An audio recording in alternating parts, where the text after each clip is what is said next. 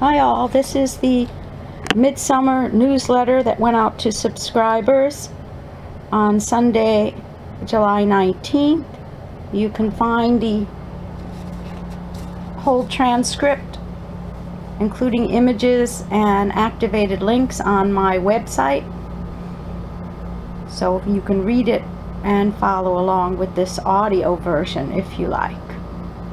Title is "The Universe is Conspiring to Help Us Up Our Game to Prepare for This Fall's Karmic Final Exam."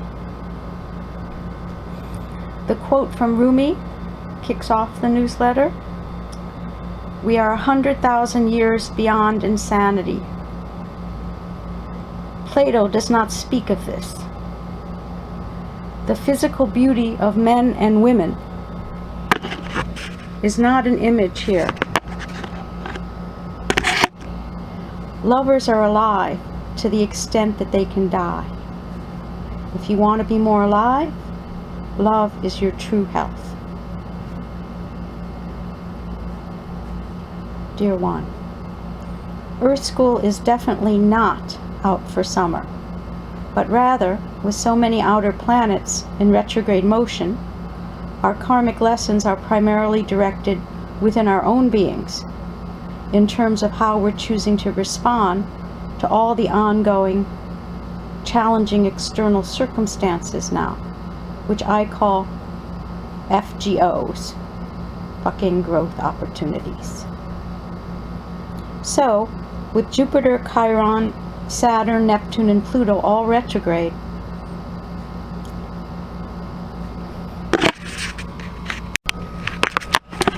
with Uranus following in mid-August, the planetary energies are swinging the pendulum of our focus from outer events towards going as deeply within as we're willing to go, and encouraging us with all this inner momentum to up our game spiritually so we're as strong and stable internally as possible. To make the most out of this season,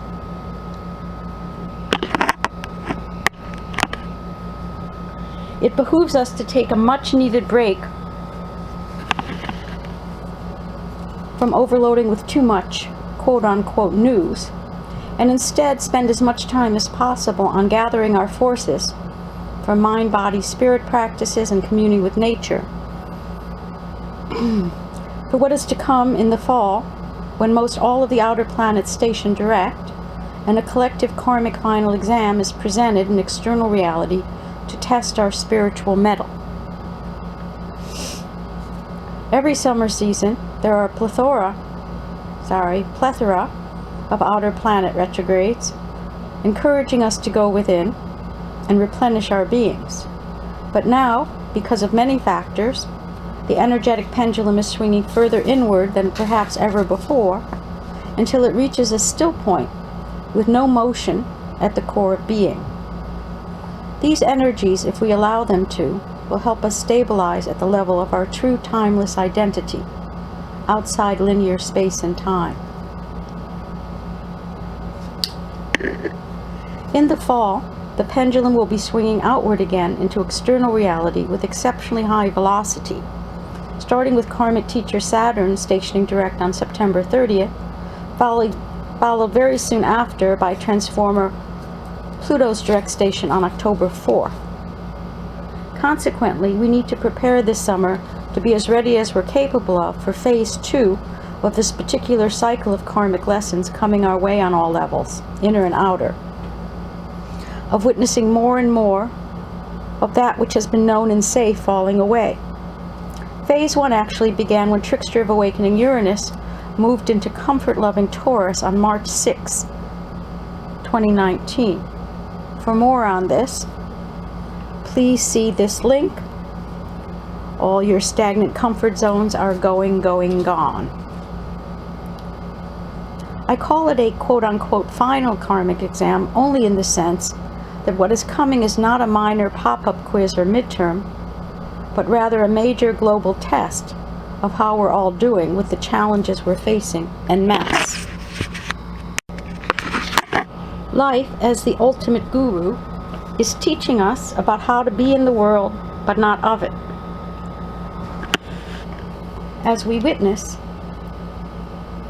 ideally from a place of inner emptiness, timeless presence, and equanimity in the flow, more and more outmoded structures and anti-growth comfort zones in external reality and our personal circumstances fall away. All this to inspire us to be right here and right now, fully present and alive, and, in point of fact, with the potential to feel more joy in being than ever before. Added to the internal challenges of adjusting our attitudes to accept and work with what is, just as it is the ongoing conjunction of buoyant Jupiter with destructive Pluto, with the retrograde hit from June 30th still resonating all summer. This brings us alternating emotional waves of over-the-top optimism and legitimate foreboding, which we need to learn to ride skillfully so we don't get swept away in a catastrophizing undertow. For more on this, please see the link for the Jupiter-Pluto newsflash, Mother Nature's bitter medicine, and the deeper game plan behind it all. Pluto is stationing direct this fall in structure-loving Capricorn and will not move into Aquarius until 2024. Pluto rules transformation through cycles of death and rebirth. His energies and functions are a natural part of the divine or Tao, best epitomized by Shiva the Annihilator and Kali the Devourer. Haha. For more, please see the link for Owning Our Inner Pluto Before It Eats Us for Lunch. As Pluto stations direct on October 4th, we'll definitely be witnessing the next phase of devastation heating up through the coronavirus as well as Earth changes. That's why it's so imperative that we take the time during the relatively calmer period of this summer to go deeply within to the touchstone of our timeless nature, so that going forward we'll have the bedrock foundation of our witnessing soul level identity for much needed inner stability at the core of being. As we are now firmly ensconced in the Kali Yuga, spiritual dark ages, it would be good if we remind ourselves daily that our souls chose to be born in this most interesting of times in the evolution of consciousness. During this period in human history, we have the opportunity to be in the vanguard, leading the way towards the light of unity consciousness, i.e., one being, billions of faces, which will play out over the next few millennia in the age of Aquarius. Taoist philosophy is all about learning how to go with the flow, accepting whatever presents itself without resistance. It can also help us maintain a very long-range perspective on witnessing the whole Earth game playing out, especially necessary at times like these. In other words, when a cat falls out of a tree, this is a quote by Alan Watts, when a cat falls out of a tree, it lets go of itself, becomes completely relaxed, and lands lightly on the ground. If the cat makes up its mind that it didn't want to fall, it would become tense and rigid and would just be a bag of broken bones upon landing. In the same way, it is the philosophy of the Tao that we are all falling out of a tree at every moment of our lives. As a matter of fact, the moment we were born, we were kicked off a precipice, and we are all falling, and there is nothing we can do to stop it. So instead of living in a state of constant tension and clinging to all sorts of things that are actually falling with us because the whole world is impermanent, be like a cat, don't resist it. This may be one of my favorite quotes of all time, as it epitomizes Wu Wei, aka going with the flow, which I aspire to live by on a daily basis. It means we get to choose whether to fight a riptide, take others' quote-unquote stuff projected at us personally, or resist surrendering fully to the flow of life, especially when it's knocking us down. Or we can hold the faith that whatever is pushing at us is a form of spiritual resistance training to make us stronger and more flexible, and that the flow will always carry us in perfect time to the other shore. In the uber turbulent environment we're living in, being quote-unquote like a cat is spiritual pragmatism at its highest. Just days after Pluto entered Capricorn in 2008, the entire global financial infrastructure collapsed. Transformational Pluto's function in Capricorn till 2024 is to continue to break down all obsolete structures in government, politics, economics, corporations, and society. For sometimes, in order to change it all, as Mother Nature teaches us, there needs to be death before there can be rebirth. So now we're definitely in the death phase, out of which a new higher order of structures will eventually be born. This, of course, is happening not just for the United States, but for the entire planet. And Pluto, in partnership with Mother Earth's bitter medicine of the coronavirus, is just doing his job. For more, please see the link to Greatest Hits of the Kali Yuga. And while certainly the present Pluto-ruled deadly pandemic is a cataclysmic ongoing global event, one of the reasons the USA is getting hit the hardest from an astrological perspective is because America is experiencing its Pluto return right now. The exact return at 27 degrees of Capricorn occurs in February 2022, not so very far away, as Pluto moves very slowly and thus has the most impact of any planet. Pluto takes 248 years to make a single orbit around the Sun and return to its place in the birth chart. So a person can't have a Pluto return, but a country can, and the USA is in it now. As with Pluto presently located at 25 degrees Capricorn, we're well within the orb of exactitude. In fact, with a Pluto transit like this, 2 degrees distance is negligible, as the quote-unquote train is on the tracks, and it's accelerating this fall toward full impact.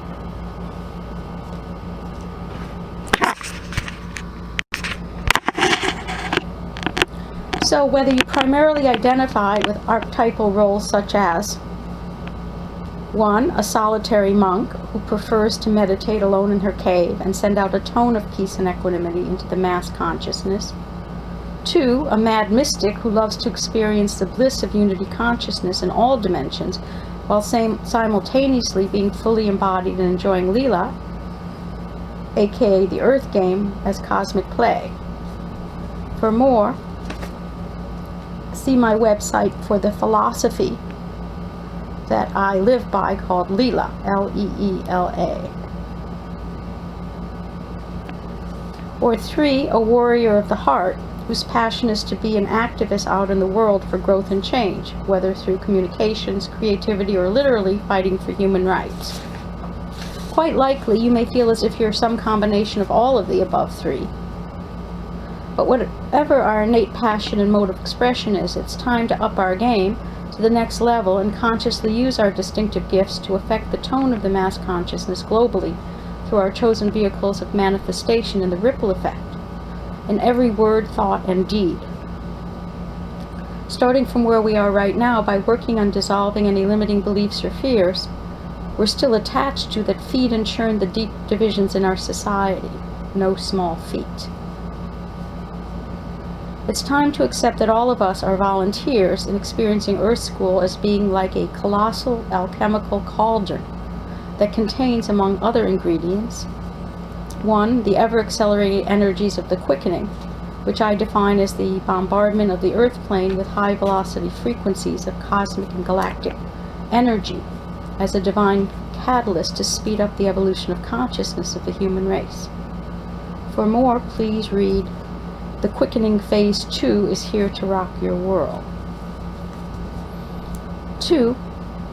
The Pluto station of the USA, which implies a breakdown of all that needs to die so that new structures in a more enlightened order can be born over time. And the third ingredient in the alchemical cauldron is that all souls incarnate that are so mentally ill, traumatized, asleep, and ignorant that they only know how to react from a place of root chakra fears for security and survival. When we mix this group with all the souls who remember their timeless nature and operate from a place of faith in the divine flow in all its permutations, we have an ever-deepening schism in the mass tone. For more, please read Global Mental Health Alert. It's time for the Witnessing Protection Program. So one could say that galactic alchemists are presently stirring the pot to transmute all the disparate ingredients listed above as they increasingly turn up the heat, and that we are all cooking in what I call the quote-unquote experiment now in progress, aka the Earth Game. All this to heal our collective karma of harming ourselves and the planet by not remembering who we truly are and why we're really here at all. On a personal note, I'm happy to report that I'm in a very good space these days, both internally and externally, as I'm experiencing more inner contentment and joy in being than ever before. While I'm channeling almost daily phone readings in my full bloom secret garden in the heart of Manhattan's East Village, good real estate karma for sure, I'm amazed to discover that as things keep getting more chaotic on the planet, it just seems to be calming me down more. What sort of cosmic trickster magic is this? I have a feeling that some of you are feeling this way as well, just keeping it to yourselves. I read a story this past March about William Shakespeare, who was forced because of the plague of 1606 to vacate his busy and very entertaining theater life in London and retreat to his family farm. There, in under a year, he wrote the majority of his greatest works during his quarantine. Little did I know at the time, well, maybe a little, that 3 months after reading this, my second chakra energies, the creative and sensual energies, would finally be freed up enough to be transmuted into a co-creative channel for art again. In fact, last month I started receiving very insistent visual downloads for the first time in almost 30 years. During my 3-decade hiatus from making art, all my downloads completely switched to a verbal mode and went into channeling these newsletters, my books, lots of teaching and lecturing, as well as many articles on my website. So the upshot is I've started making art again and am presently blissed out while playing on a serpent series in pastel. Yay! Contributing factors to this major switchover in the modalities of my downloads are that with the quarantine, I've been freed up from the day-to-day external distractions of being out in the world, and also there's the fact that my life partner has been working out of town since March. Again, another bad news, good news scenario. But not to worry, I'm still getting plenty of downloads for these newsletters. Although, as you may have noticed, there's starting to be more lag time between them as I'm busier than usual with doing readings, making art, and sitting in inner stillness. Last but not least, I am so here for you. Therefore, if you're experiencing any anxiety, feelings of dread, or emotional instability, please feel free to borrow some of my absolute faith in the flow on the psychic plane right now as you're listening to this.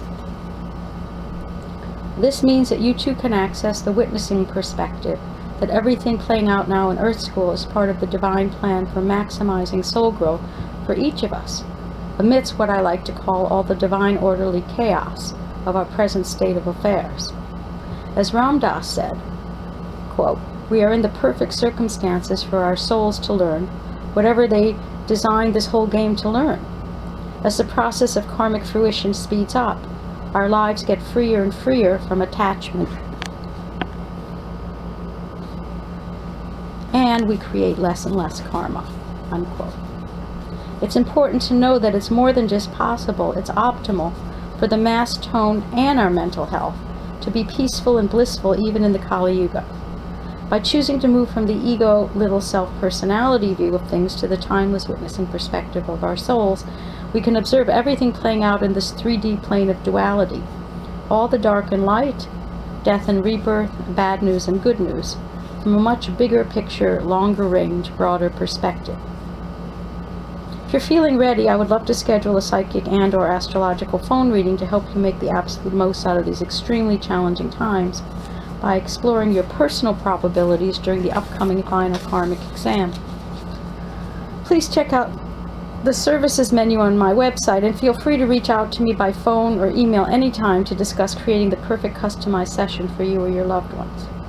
If you're interested in your session, I can transmit some psychic empowerment practices so that you can visually experience during our session the opening of your vertical channel to receive delicious co-creative divine love energy directly from Source.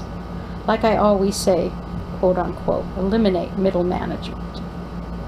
There's an infinite supply of Source energy available as our birthright in the cosmic ocean of consciousness, and every soul has equal access. So I encourage you to dive in, as the water is more than just fine and, of course, absolutely safe.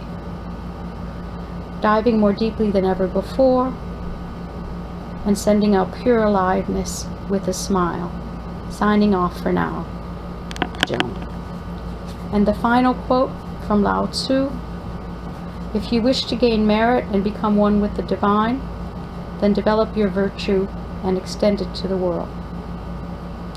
Let go of all conflict and strife. Practice unswerving kindness and unending patience.